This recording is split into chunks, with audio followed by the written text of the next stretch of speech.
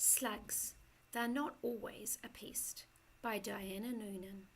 Think of slugs and you'll probably think of holes in cabbages. Slugs can be a pest. Gardeners trap and poison them. They even squash them.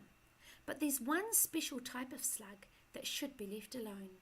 It's New Zealand's very own native slug, and although it is large, it can grow up to 10 to 15 centimetres long. It doesn't do anyone any harm. Perhaps you've seen some putuku, the Māori name for a native slug.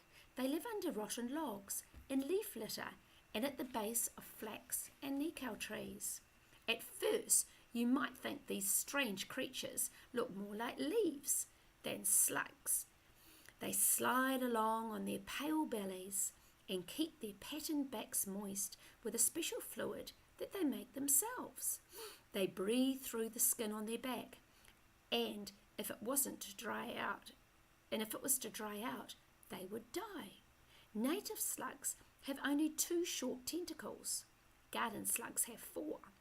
On the end of each tentacle is a tiny black eye. Native slugs don't like cabbages. In fact, they don't eat plants at all.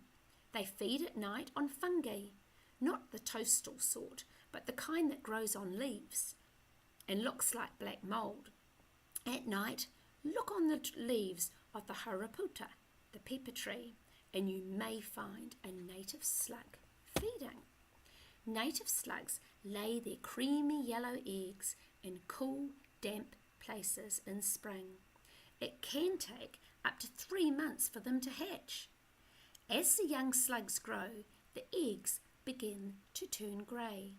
When the tiny cooled up slugs are ready to come out, they stretch and stretch until they break open their shells. Parent slugs don't look after their young, but they are sure to be living close by. If you live in central Otago or in the volcanic plateau in the North Island, you will have trouble finding native slugs. It's too dry for them in these places. If you are lucky enough to have these creatures living near you, remember to tell your gardening friends to leave them alone. Native slugs won't touch their cabbages.